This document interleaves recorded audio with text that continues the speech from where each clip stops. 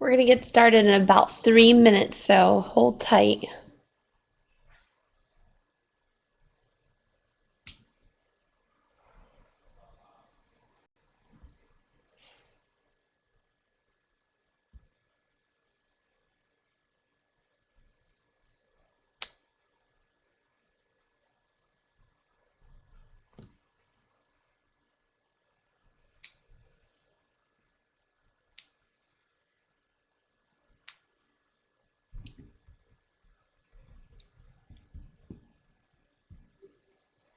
Hi, Doris. Welcome. Thanks for joining us today.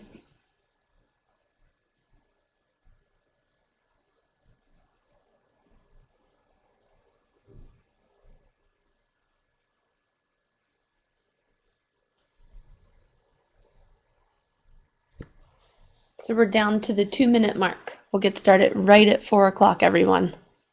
Thank you for joining us on time. Can you hear the teacher positive reinforcement there? No.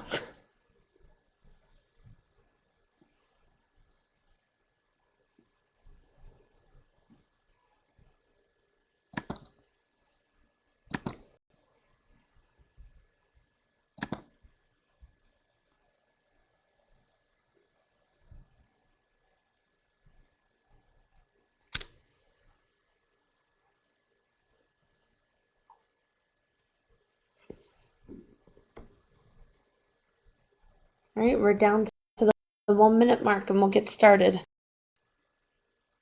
Hopefully everybody can hear me. Doris, Kim, and Pam, can you give me a little capital, Y if you can hear me fine in the chat log?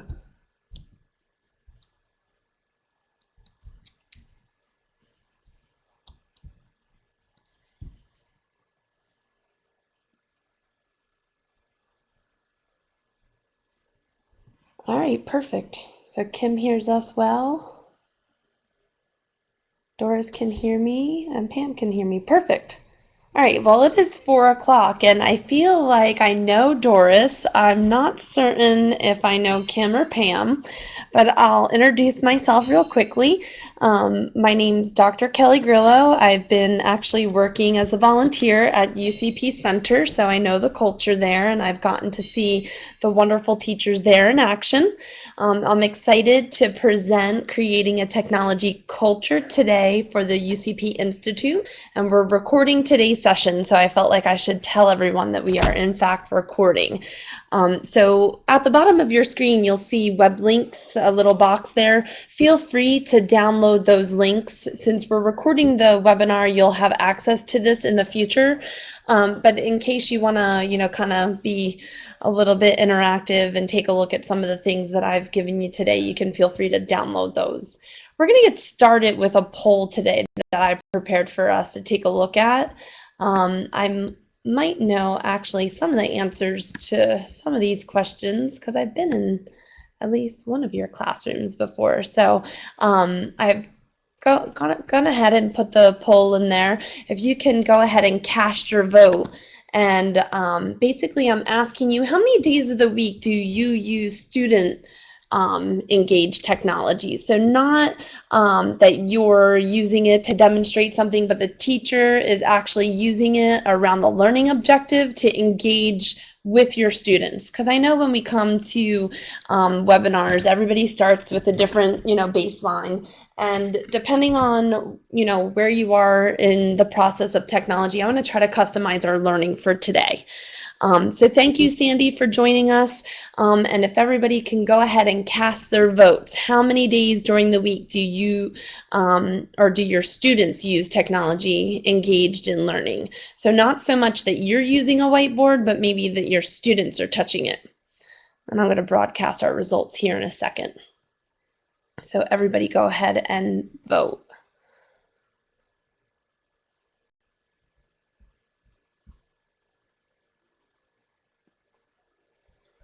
And we have another person coming in, so let them get in and cast their vote.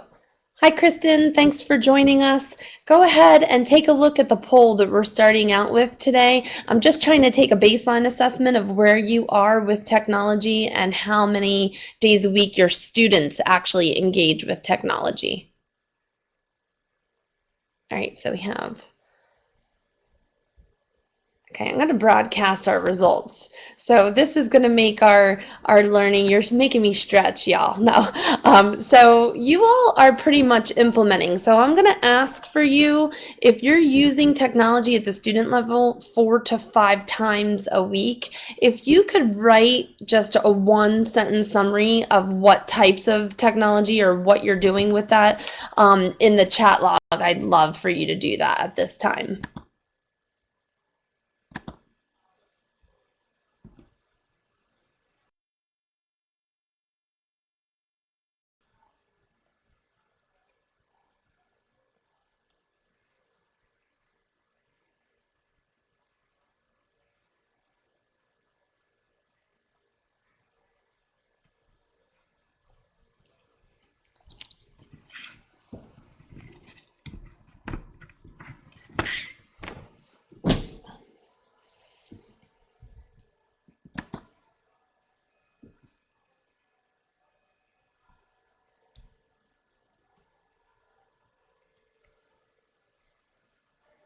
And hopefully I'm not asking too much of you guys since it's the end of a work day, long day, right? So I'm just curious as to what you're already doing with technology so we can move our learning forward.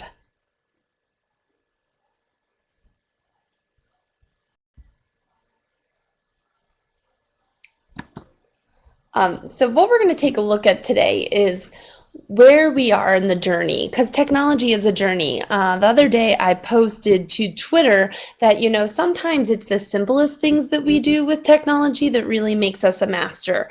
So some of us might have skills that are far-reaching, and others might have just a very specific tool that we use, but we could call ourselves a master. So today I'd really like to take a look at where we are on the continuum. So by the end of this, you'll see in the web links that we have a technology self-assessment tool that I'll share with you. It's a great way to evaluate where you are. The other thing is we're going to take a look at where we sit within the culture of the school. So depending on, I just saw that Pam posted she uses Promethean boards to engage students, as well as iPads and laptops. I don't know if everybody on the chat today has, you know, those tools at their disposal. Some people use more than others because their school is very fortunate to have all the technology you can dream of, whereas other schools might only have, you know, iPads or an interactive whiteboard, but maybe not all of those things. So especially designing these tools, like Doris is pointing out, for severe and profound students so that maybe they can engage deeper or communicate with one another or with our students. It's really important for us to, one, recognize the need of the student and then grow into being able to coach them. So it might not necessarily be our strength, but we really need to evaluate where our skills are, identify the gap to where the students are, and then begin a journey to fill in the gap or find the expert in our buildings. I'm sure if I asked you all to think of one person in your buildings who is the go-to tech guru, you could type that name in. Please don't, right? You know, don't today, but you could. So when I feel challenged with a piece of technology, I have a go-to friend. I can text, phone a friend, or look to Twitter or Google it, right? So hopefully within your buildings, you'll be able to start growing those networks a little bit more. And then also create an action plan to implement a stronger plan, because maybe there's a specific technology that you haven't really been able to master, but you want to, and you want to embrace that. But how do we then move that plan forward and then actually get it so that it's a new skill that everybody masters? Then we want to make sure that we're continually connecting with other professionals outside of our school buildings, because we can learn from one another in our school buildings, but wonder what other people are doing to go deeper and further and master skills and bring more learning outcomes for kids with disabilities. So this whole entire journey really is couched in need. So there might be a cool piece of technology, but how does that align to the learning objective and then to the child in front of us? And then how does it then translate to further learning gains and actually more inclusion? Because if we're just using a piece of technology because it's cool, that's not good enough. What does this mean for lifelong learning of this child, this family, of our community, right? So the Gates Foundation really addresses this best. We're going to be relentless, and sorry, that's off a little bit, about acquiring data and focusing on evidence-based decision making. So when we're looking at technology, again, it should not just be for the wow factor. And sadly, I have seen some things being implemented in schools that don't always support the learning objective. So hopefully we begin with the question of, what is this thing that I want to learn? Is it attaching to the learning objective? And then what's that going to mean in terms of including that child? So understanding access, right? Assess where you are in the plan. We want to plan for the process and seek ongoing PD. Now, professional development is looking a lot different because of how we communicate and how technology works in our lives. Out of curiosity, if you're currently on Twitter, can you give me a capital Y in the chat log? If you're currently on Twitter, give me a capital Y. And if you're not on Twitter, give me a capital N, because then I'll be able to truly know that everybody's engaged, right? Thumbs up, thumbs down, capital Y, capital N. Okay, so we're a little bit split in half for this group. So hopefully today we can interact and get some of you onto Twitter, and then also I can share with you some of the leading experts on Twitter. So here's this idea, this transforming American education. This is the National, Department of Ed, their focus on K-16 learning. Now, why K-16? Well, because we're hoping that as our students learn and master our standards, they're going to then have the opportunities to go to college. They're going to go to college and it's going to be seamless because we're going to be learning, assessing that learning, teaching, using infrastructure, but then also addressing the productivity. All at the speed of technology, all at the heart of technology. So this is actually learning powered by technology. If you've not seen this plan, it is really exciting. It also forces us to interact differently. So when I said who's on Twitter, hopefully we can all get on Twitter and interact and follow one another and look at some of the professional development tweet ups, or they do really wonderful chat logs, and I was on one for National LDA today and teaching LD. It was awesome. So if you've not seen this video, the hyperlink is here. I'm not going to play it. It's about 5 minutes, but it really shows how kids are wanting to interact. And I'm sure you see it in your classrooms. You're seeing your kids wanting to not only solve problems, but they want to interact with one another around solving a problem, but then also to produce something. So think of your classrooms today. How many of you had your kids actually create something today? Give me a capital Y if you had them create something.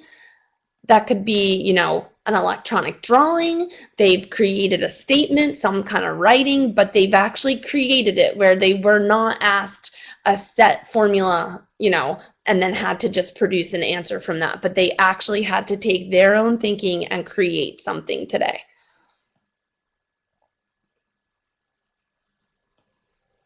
Because really at the point of creation, we're taking all of the basic skills and we're then manifesting it and proving what we know. And then hopefully we're able to think about how we're doing that differently. So when we're thinking about technology, again, aligned to our objectives, aligned to what our students' needs are, and then having them produce something, what's really driving all of this? Why do we even care about this topic of, modeling using technology to solve problems? Why it's important that we're collaborating through technology, the fact that we're on a webinar, at 4:12 in the afternoon, it's all important. I want you to think about it. And then I want you to share with us what you're thinking. And if you feel like something's holding us back in this process, you can add that as well. And if you want microphone use, we can also promote you if you'd like to just talk to us.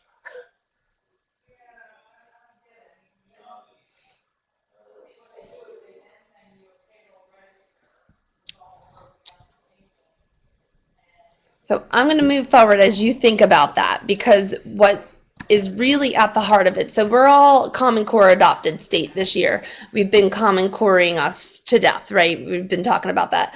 But at the heart of Common Core, there's something called 21stcenturyskills.org. This is a group of people that span every profession you could imagine, but they looked at education and the goals and purposes of education. Now we could get into a really philosophic conversation about the theory behind it.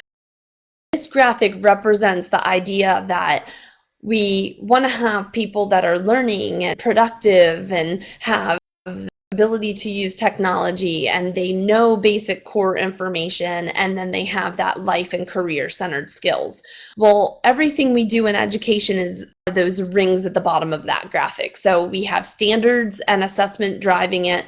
We have curriculum and instruction. We should always be getting provided professional development and having conversations that are deep conversations, but then it should be transforming our learning environment so that not only in the middle of all this, the students are actually being able to reflect on what it is they're learning, help us to adapt, tell us how they like learning best, tell us how they might want to express their learning.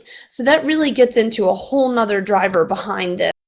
And it's really universal design for learning, bringing those things together. So within the National Education Technology Plan, they say that we're going to be linked together, supported individually and in teams by technology that connects us to data, to content, to resource, to expertise and learning experience that's going to enable us as educators to inspire and enable our kids to have far-reaching learning goals. They're going to learn at a greater rate. Now, when they say teaching for all learners, this means all, because all of our kids are first general education students, and then depending on the special programs, whether we have students with language needs, whether we have students with mobility needs, we mean all kids when we talk about this. So how is it, because I know for a fact I've had kids on my roster that come in the room and I might be challenged with a specific disability or a specific need of that child, and I know in that instance I was not the expert. So first I might move to the parent and say, I'm a little challenged. Do you have a strategy for X? Then I might move to my hallway mate. Then I might move to my building administrator. But then I might look out to social networking and say, is there an organization that supports Prader-Willi syndrome? Because that's something I had never heard of in my educational teachings, and I had a student that had Prader-Willi. So now what? So we need to make sure that we're looking outside of our brick and mortar and that we're collaborating and looking for the best resources. And there's a lot of stuff out there. So CAST.org is definitely a tool. If you've not had any kind of training via CAST, or you've not looked at professional development, self-paced professional development guides on CAST, they are constantly pushing themselves, not only with student-centered tools like the Science Writer. Have any of you used the Science Writer at CAST? There's learning tools that are amazing. So have any of you personally used to write a science report, the CAST Science Writer? Give me a capital Y if you have, or a capital N if you've not used the CAST Science Writer.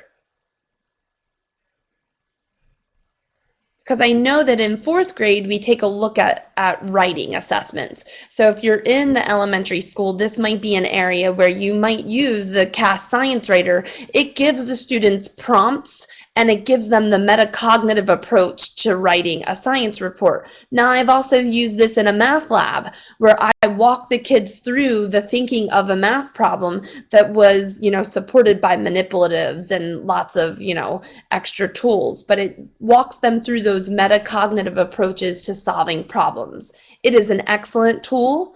There's pop-ups. Did you capitalize? Is there a period at the end of the sentence? Is the sentence a complete sentence? So instead of you having to hover over and coach, it really is supporting and helping. Now, the other thing CAST has is something called the the strategic instructor, or it's a set of tools that helps you to know what strategy to use. So these tools are not just at the student or at the teacher level, they're at the student level as well.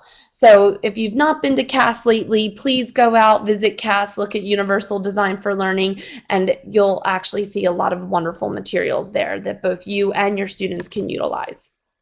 And they're free and open source. So Universal Design for Learning, at the heart of UDL, or Universal Design, is the use of technology that allows us to really make sure that our learning environments are individualized and flexible and address each learning, obstacle that may present itself. So one of the things that I've been really discussing with colleagues lately is that the idea of having an iPad or a computer and or an iTouch, we don't have to have all 12 of our kids on the same device. We can ask where the kids feel their most strength and really celebrate the idea of their uniqueness. And if they're enjoying an iPad over an iTouch or vice versa, if we can allow them to investigate tools that will support them, they're going to be empowered and they're going to use it more. So I really challenge teachers quite a bit that, yes, some learning objectives, you want every single kid on a specific app and you want them to use it for 3 or 5 minutes a day. That is definitely prescriptive, research-based instruction. Maybe you're taking a frequency count of that child or your whole class each day, learning times tables to automaticity, or maybe some kind of language to automaticity. So what we don't want to do is always force a choice. So if we can say there's these 5, apps that deal with numeracy, could we not allow some choice? So UDL talks about that and asks us to think about what is going to spill beyond the classroom. What tool or what resource will a kid naturally engage in outside of the room that's going to impact the learning outcomes for you when you're looking at that child making AYP or having success on the FCAT. So if we're exposing kids to some personal choice, some different types of applications, then maybe they're going to engage in that at home. So the goal is to have them be self-motivated learners, that they're going to want to gravitate towards these things, right? So, hopefully, right? So I really challenge you to think about diversifying some of the options in those learning events. So far, we're looking at assessing our learning. You all were high flyers when it came to using technology. But we want to make sure we're planning for the process of continual improvement and seeking ongoing professional development. Obviously, you all are, because you're here. But so as we move forward in this process, to identify things that maybe your team might want to look at together. AIM is a great site if you all have children with autism. They have great tools. I just sent to a parent last evening on assistive technology tools, starting with very, very entry level all the way to very complex, using eye tracking software, using adaptive keyboards with eye tracking software. So depending on where you are, you might find these open source resources and go through it in a small team, 2 people, 3 people, and then discuss and implement with one another. That is really developing a culture where you're self-exploring, you're deciding what the barrier to learning is, and you're pushing it forward. And then you can seek extra support. And I always give out my personal cell phone number, my @Twitter sign, and I will always help by providing extra tools or extra coaching when I can, because I believe that 100% of us need to be impacted to do something that will go deeper and further with 100% of our kids. So I always give those things out. Here's the assessment tool, and you'll see in the web links box that it says Technology Self-Assessment Tool. I really would love for each of you to go through that tool, because you can discover some things about yourself and your own ability to use technology, and it will help you to decide where you need to go from here. So there's lots of great things. Then on that site, you'll also see there's a link for assistive technology. So depending on where your expertise lies, I don't believe that for severe profound, I would call myself an expert. But if your barrier is reading and writing, I definitely believe that my personal expertise is working with children with learning disabilities at a very deep level to have great outcomes.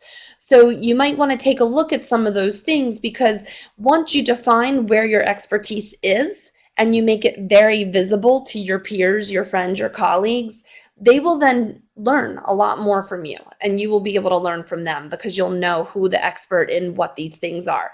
I absolutely think that each school should also have every single one of their faculty written down on a log, and each person should say what they're going to be an expert in. Because if that list includes maybe adaptive clickers, so maybe you have a student that cannot use a computer mouse, but there's one person in that building that absolutely can help with using an adaptive device so that that child can, whether it's, a breathing stick or eye tracking software. So we need to make sure that there is an expert to span every piece of assistive technology, at least one person that we can reach out to in our organizations. So I really do challenge you to use that tool. I find it is quite amazing. So this gets us back to the analyzing, planning, and collaborating. So some of us are natural collaborators. Some of us are not. Some of us feel like we have to learn every tool, and some of us feel confident in just learning one or two and asking for support from our colleagues and truly collaborating. So I really do challenge us, because we cannot be the experts in all of this technology every minute of the day, because it, one, moves too fast, and two, if you're truly going to be able to implement a strong technology culture, we need to let some of our colleagues shine in some of those spots.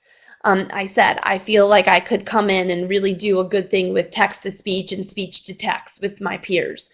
I really would let somebody else help me and support me, and even support some of my families and students when it came into eye gazing, eye tracking, more of our adaptive for persons with severe mobility challenges. I would rely on those colleagues. So hopefully you're starting to define where you feel your strengths are and where you would like to grow. And I always say think free. So I said that I believe that I'm an expert in, more text-to-speech, and I'm going to type a little thing down here because I did not share this. This is a free screen reader, and maybe somebody can go out and grab the link for me, but it's called NVDA. But that's the name of it. And unlike JAWS screen reader, that it's $1,000. So for each user license, for each child that has a print disability, you would need to spend $1,000. NVDA is a free tool that you can use in your classrooms. And I mean, truly, I use it as well. So you can use it anywhere in a public library. You can put it on a thumb drive, and it is a free screen reader that is actually very, very good. So instead of us always, thinking of a device, or maybe somebody in an AT center has said, oh, this is the best device. One of the big drawbacks is if our students are using, oh, thank you so much for putting that in there. If our students are using a device and becoming fluent on it at school, like JAWS, let's say, that's a screen reader that's $1,000. They're using it at school, but when they go home, they don't have access to it. I feel like we are doing a huge disservice if only the accommodations and assistive technology that the students have access to are during school hours, because their disability stays with them 24/7. So we need to be thinking of accommodations and assistive technologies that can stay with our students pretty much all day, every day. And then if there are technologies that cost money that we need to look into, maybe mini grants.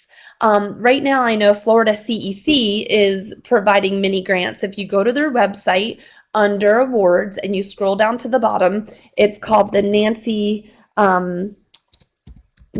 Givens. Now, these are due on the 15th, which they're like a one-page, November 15th. They're a free mini grant. Nancy Givens due November 15th, but they give you up to $500 to do something innovative in your classroom to support students with disabilities. So I find that, if we can't think free, at least think by way of, let me get something funded for my student and make it theirs, that it's not necessarily ours. Now, planning for the process. So you all shared that you do something with technology, but you're here and you knew this was, creating a tech culture. So I'm sure that you have a goal for yourself. I always have goals for myself. But in the process of really creating a culture that embraces it, which is school-wide, building-wide, team-wide, we really want to consider some things. So in terms of what you're doing now, we need to know what's going on, right? So Edmodo has a couple of free groups that you can go out and they look at specific things like instructional technology, assistive technology. So you can be in some of these free groups and kind of look into them once a week and see what's changing. CEC has what's called Tool of the Week. Now, these are all different tools. Some are based in high tech, some low tech, some are curriculum, but I find myself really being plugged into that. The American Association of School Librarians just posted a huge list of great technology tools, whether it's social tools, whether it's direct student support tools, but I find that sometimes just looking in our own circles, like my circle would be CEC. I got to look outside of that circle to get a broader view of what's happening, the changes in technology. So I find that the American Association of School Librarians always have top-notch materials, and it's not a circle that I typically run in, so I learn a lot from that group because it's a different lens. I have a question mark here. So out of curiosity, what types of, groups are you following? Are you a member of? Are you looking to gain information from? So go ahead in our chat log and type the different groups that you might follow.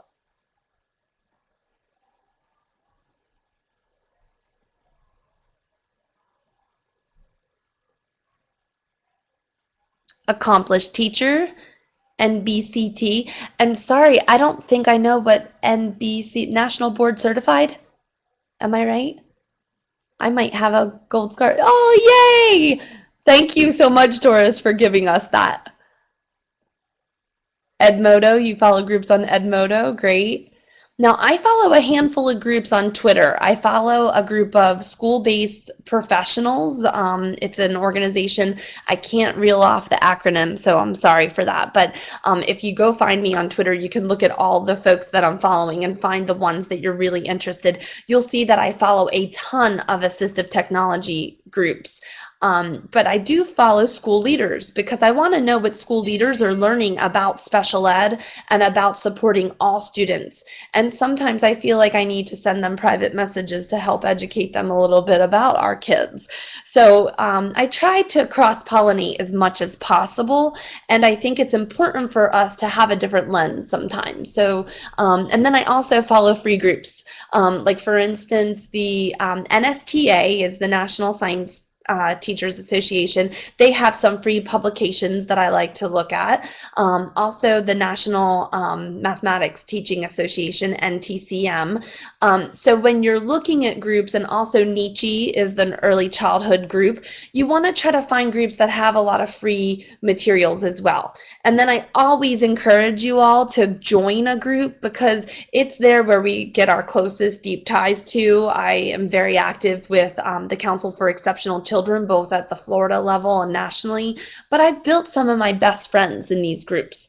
I know I'm a workaholic, but I also find that in a moment's notice, if I reach out to one of them, they will help me to solve a problem. And it's so much easier to do our work when we have confidants and true professionals that are willing to roll up their sleeves and even come to our classrooms. And I found that within my organizations. So hopefully you have something sort of like that as well. So collaboration, what does this look like? So, we talk a lot about collaboration between general education teacher, special education teacher, but I really want to challenge us to collaborate more deeply with our students. If we ask our students what accommodations they feel they need, sometimes they might actually be able to tell us. If they're not able to tell us, then we're really supporting them through self-determination and also helping them to advocate for themselves. Every new situation, students have what's called transfer of skills that happen. So even if you come to fluency in maybe one room, so let's say I was Doris's student and I knew her expectations and I worked with her and she was helping me learn to read. Well, maybe there was a lot of strategies she taught me and I came to full fluency with those strategies. And I knew how to ask for help in that environment and I knew how to use the strategies in her environment. The minute I move over, let's say, to Paula's classroom, and now I'm learning a new set of skills in mathematics, even though some of those strategies and some of those skills and those advocacy pieces would be a perfect match that I used in Doris's environment, just being in a new classroom with new students and a new teacher, I'm most likely not to use those strategies. I'll give you a personal example. So I'm a person with a learning disability, and I've always advocated, I've always used an editor, and I have always used assistive tools, speech to text. I've used my Kindle to read out loud. I have a first generation Kindle. In my PhD program, I had to write for 4 hours at a time on a topic during my comp exams. Many of you have probably taken comp exams as well. So you're writing on a topic. Never once did I ask any of my faculty advisors to let me use the Writing Center and or even use a screen reader to listen back to what I wrote. I went in raw and clinically, typed my answer, and I hit submit. Well, don't you know that was the worst piece of writing I had ever done? I needed to listen to it. I needed somebody to edit just the basic edits. I did not transfer what I knew to do even as an adult woman, having been pretty successful. So our kids aren't doing it. So if we're collaborating and if we're planning assistive tech tools, any kind of support tools and accommodations, we should be doing it with and not so much for kids. We should be requesting of them what tools they believe they need. And it will help them in the long run understand and be able to translate and generalize and use these tools. So notice in here, I don't have the parent on here. And obviously we get parent input, but when we're really thinking at the heart of deep learning, I really want you to use that child as expert of their learning and treat them like little scholars and little experts. Notice I put in here, disclaimer, these people don't have to be in the flesh. So if you are in an isolated environment, maybe you don't have a general education teacher with you all day, you could be using some of these technology tools to collaborate, whether it's text message, FaceTime. You could even maybe have office hours set at night where maybe your kids can even Edmodo you, or, you know, if they have support needs where you're giving them some virtual office hours. Maybe it's a strategy that they need some help with. So I really ask for you to think about using these tools in a broader fashion. And what about student peer coaching? So student to student as well. So we want to be thinking about these collaborations a little bit differently. And at the heart of this, think of what we can do with our technology tools to coach as well. So identifying the what, getting to the how, and keeping it. Now notice I have it capitalized because I kind of was playing off of the IT piece. So I'm a little bit dorky like that. So what do you want to learn? So all of us come with different skills. You all have been using technology with your students. But if I had to ask you right now, what is it you personally want to learn? Could you tell me? And I'm going to actually ask you, what do you want to learn? Maybe some of you don't know, but it would be interesting to see a couple of responses.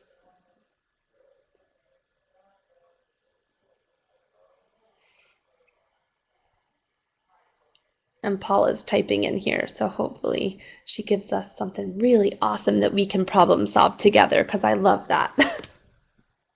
Creating learning environments, like learning environments of acceptance, learning environments just more center-based. Okay, acceptance, centered based. And so hopefully, I know there's some people in here that have some good expertise with creating very wonderful learning environments. So hopefully we can talk about that maybe as a follow-up. But so I find that if we're using our technology, we create some learning environments that reduce the ratio. So if you do, Paula, have some technology available, you can create a center that is driven from maybe, even a Google form that asks kids to write a summary of their learning from math earlier, or write a summary of their learning from an experience the day before. And you can have just a survey, this Google form that hits submit. So they write their name, they write one sentence and hit submit. That would be totally cool, but that would be some kind of cute assessment center that you can create. So we can definitely help you to create some extra learning centers using both technology, but also using the strength of your kids. Anybody else have anything in here that you're really targeting? And then I have the next question is, will this support students with disabilities in your classroom? So at the heart of what we're doing, we want to make sure that our personal learning goals as a teacher matches what the needs are of our kids, and maybe not in our classroom, but at the school level at least. And then how is this going to support your team? So if we're all learning the same exact thing, maybe that's not a good use of all of our time. But maybe if there's, 7 or 8 of us and, I'm looking at maybe mobility tools, then maybe somebody else might take a look at using interactive whiteboards more. But we wouldn't want to all pick the same goal, because then we're not going to become experts and learn from one another. So we want to really think about diversifying our skill sets. And then what time, resource, or funding is needed? Because sometimes what we want to learn or what we want to implement might be really impaired by what is available in terms of time, resources, and funding.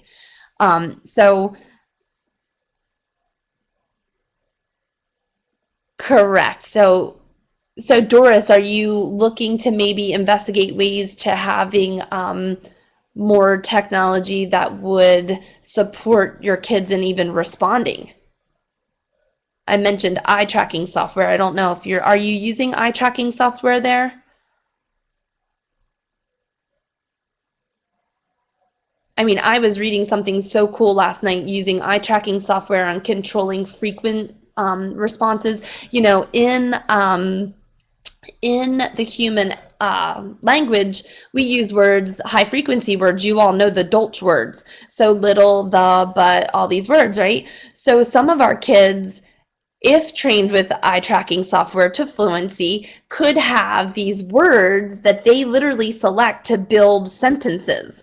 It was so cool. So I will definitely follow up with you and give you some information on that. And actually next week, I'll make sure that I address some of it. It may not be free technology though. So I'll make sure that I address some of the eye tracking software for you, especially Doris. So thank you for sharing that with me. And then our next question would be, is there a person or people who can provide ongoing support? And I noticed that I said for free. Because here's the thing, so we might have the time, resources, and funding to learn something new, but we might not have the support to help carry us through. So then we drop it like a hot potato. We don't want that to happen. And why I say, is there somebody that can do this for free? Because it should be a peer, a friend, somebody that we're confident in. A lot of times schools hire a lot of consultants and coaches that we don't necessarily feel comfortable and relaxed with. So in order for us to learn to our optimal, just like our kids, we need to feel safe, comfortable, and relaxed. So we need to make sure that we partner with people that are experts that we feel safe, comfortable, and relaxed learning from. So hopefully we can make sure that we have somebody to support ongoing exploration with something like eye tracking software. So we can take a look at that. And then what already exists to help me become a master? So do we have something in place? So what I find a lot of times schools have something, what I call a technology graveyard. Maybe they have clickers that they had never used, but they were old, maybe 10 years old.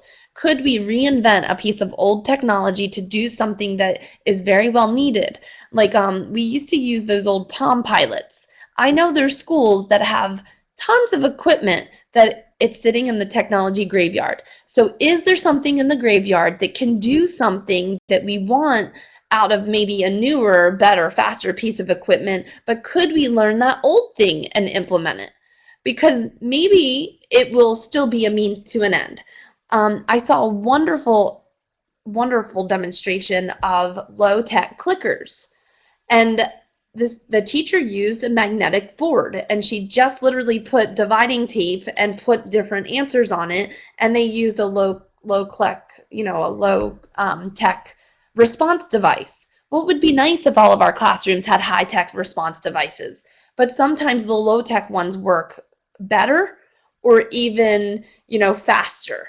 So we want to think about what is our goal in learning and what matches with it, and do we already have something that exists? It kind of goes back to that transfer of learning. Like, do you have a strategy you've used in the past that we can reinvent for something today? So hopefully we can, explore those things. And then, are there parents, students, or even support staff that are able to get involved? And the reason why I ask you this is because once we have a skill, in order for something to truly become a part of the culture and institutionalize this new skill, we need to get more people on board. And so teachers are very burdened with everything we do. So if we had volunteers, if we had parents, or even if we had students that really wanted to champion something and be an expert, how cool would it be to empower them and get them involved? And then maybe they can do little demonstrations, brown bag lunch for your other teachers, for other students, or even other parents, because we can make them look like a complete hero or rock star by letting them have that ability to shine. So I really challenge you to think about that. I feel like that's when I kind of became a little bit crazy about technology. I really became passionate because I had a teacher that did that with and for me. So I really empower you to do that as well. Will you be dedicated to sharing this new technology yourself? So after you've learned this new thing, and after you've been coached, and after you let, maybe a student shine, would you continue to really drive home the use of this thing you've mastered? And then I always say, repeat 1 through 10, because I'm sure there's something else that you'll want to learn by the end of this whole process. So integrating our new technology into a culture of learning, because it's really not about the technology, it's really about the culture of learning. So the technology is supporting the outcome, and we kind of started today's conversation with that. So are we collaborating? Are we creating something and then celebrating? And are you as the teacher celebrating? Because I find we're running so fast that we don't celebrate our skills enough. We don't celebrate our successes enough. So I really do think that if you're to create a technology culture that is changing learning, you need to have a brag board. So you need to put up a big bulletin board, old style, low tech bulletin board, and put people's pictures on it and celebrate their successes. And that goes for our staff too.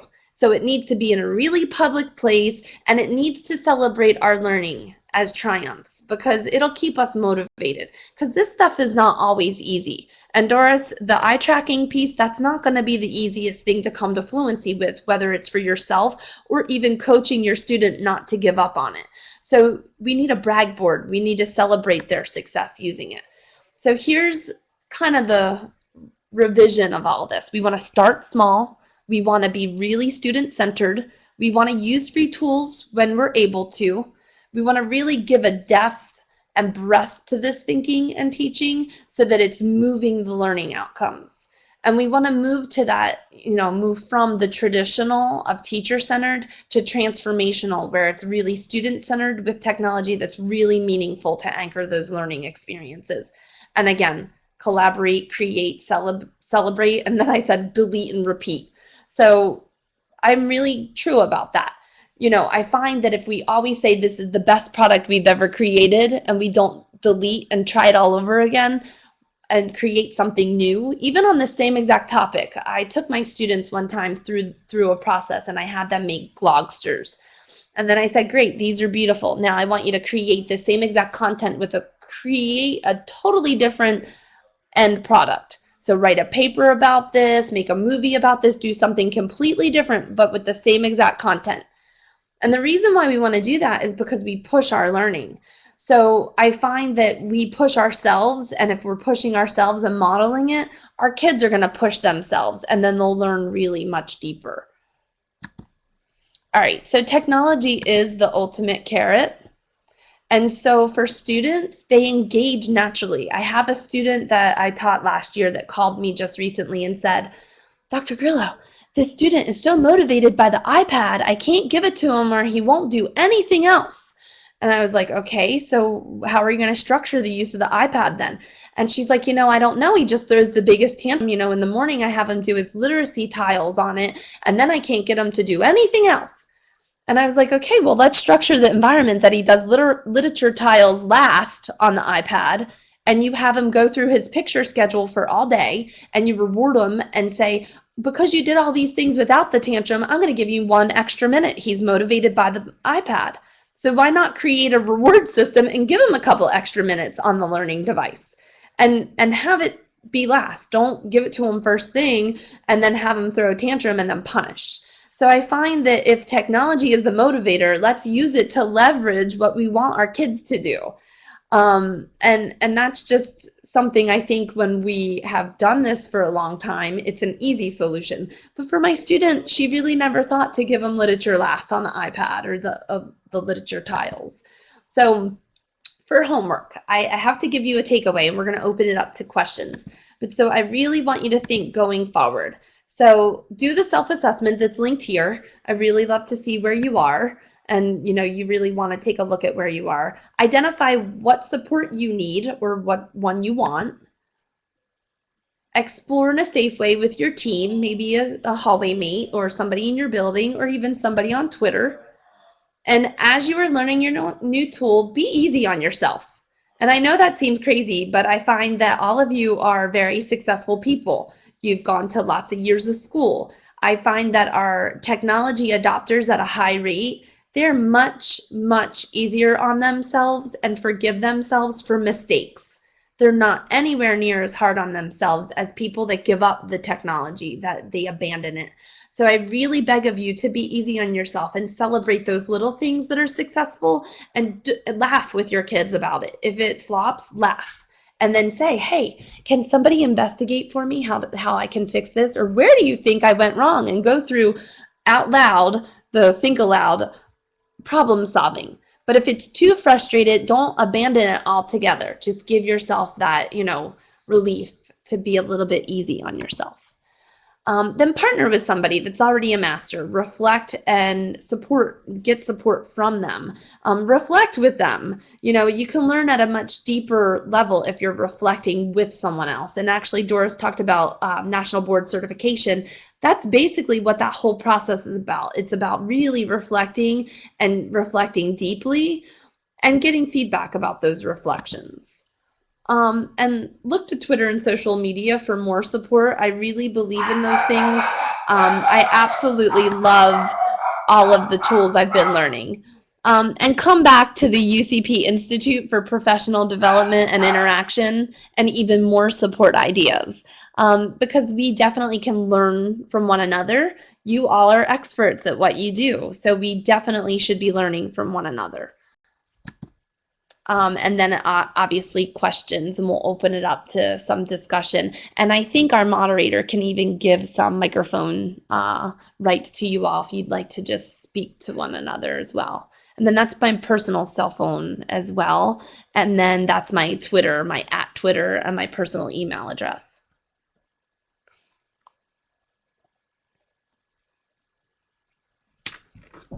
Okay, so all of the eye gaze and eye tracking, you developed it yourself. Okay, that's good to know. Thank you, Doris, for that as well. And I'm wondering how you're integrating it at all. And you have Bree there too as a tech person to help with further implementation, so that's really nice. Not all schools have AT integrators.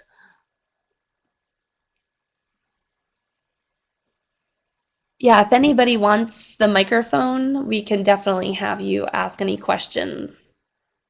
Or even share some of your successes so far, because I said we should be, sharing success in terms of what we're doing in our classrooms. And I'd love to hear if you all believe you already have a pretty healthy, strong technology culture established and what things you might need to move it forward.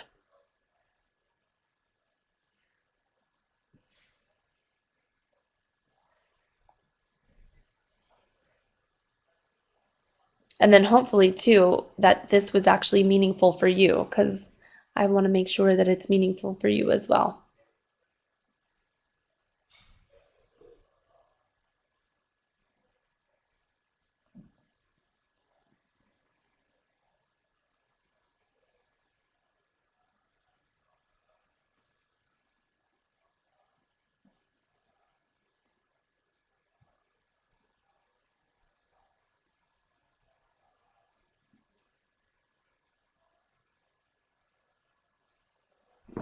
I want to do a little announcement too, because I'm going to be, this is for next week, and I won't cover up my number in case you want my number. If you do have questions and you want to ask me personally and you don't want to share, online,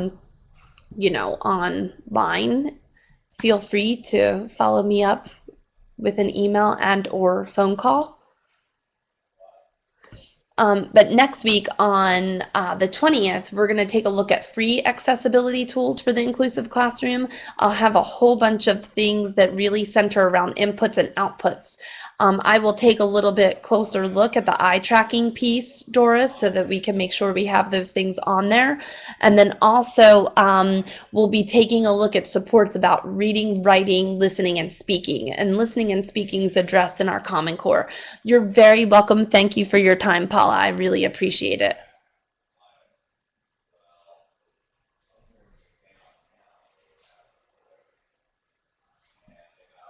Okay, Google for Education accounts, great. Kristen, you're very welcome. Oh, thank you, Doris. You're so cute. I really do love you all there.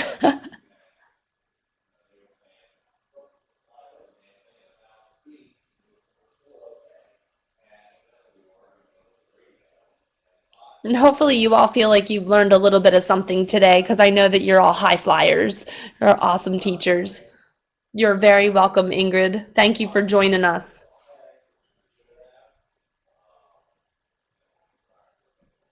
Thank you, Kristen. Thanks, Pam. Oh, great. Share them, share them. And do follow me on Twitter. I have a whole bunch more. Next week, I'm going to give you like a Stumble Upon account, a bunch of stuff. I probably will inundate you with too many resources. Just tell me to stop if you have to. And if there's something specific any of you need, feel free to always email or text, and I try to tweet it out and get as much stuff out there as I can for you all.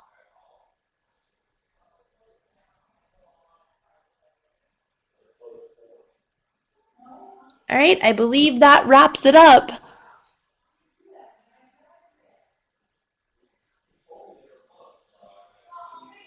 Thank you.